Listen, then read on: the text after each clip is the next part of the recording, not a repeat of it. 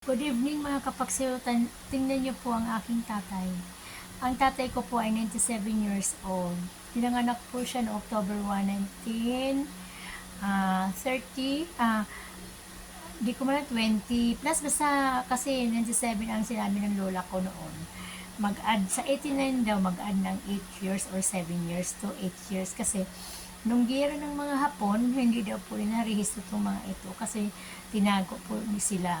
Ngayon, nung paglabas nila, saka sila nakarehistro, pero malaki na raw sila. Doon po nagsimula yung registration nila. Kaya, back to since birth sila nung 8 years old sila. Kaya mag-add daw ako ng 7 to 8 years doon sa mga dokumentos ni tatay. Kaya, nasa 97 years old ang tatay ko. Alam niyo mga kapagsiw, ang hirap talaga, di ba? Kasi ang tatay, ang matanda pala ay mayroon palang pagbabago, lalong-lalo na sa lalamunan.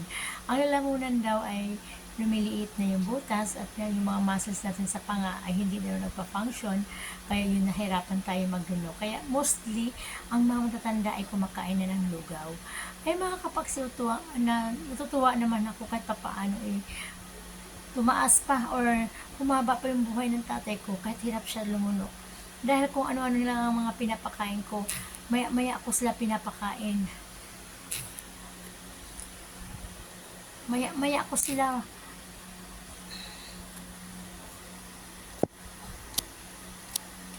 maya ko siya pinapakain. Kahit ayaw ng tatay ko, pinapakain ko sila. Kahit pag nagngangan tatay ko, pasukan ko kagad ng milk, parang kahit pa paano may laman yung tiyan. Alam mo, umabot na sa punto ngayon na siyempre lumalala na wala na nutrition ng tatay ko, mahirap na yung kanyang tuhod, hindi na siya makakatayo, na wala na siya ng potassium, kaya yun, naglala ang kanyang karamdaman. Na ngayon, wala na nga yung kanyang hingal. Natuwa na nga sana ako, pero doon naman siya dinali sa hindi paglunok. Grabe mga kapakso, sobra. Kaya, hirap talaga mga kapakso. Ngayon, ako nag-aalaga mga kapakso. Kasi ayoko na mapunta sa mga ibang kamay. Kasi hindi nila alam kung paano alagaan si tatay. Alam ko naman si tatay ko, kahit na ganyan yan, stricto yan eh. Kaya, mahal ko yan, kaya stricto ang tatay ko. Kaya mga kapakso, lahat ng tatay o may tatay pa kayo o may nanay o may magulang pa kayo o mga kapatid, mahalin ninyo.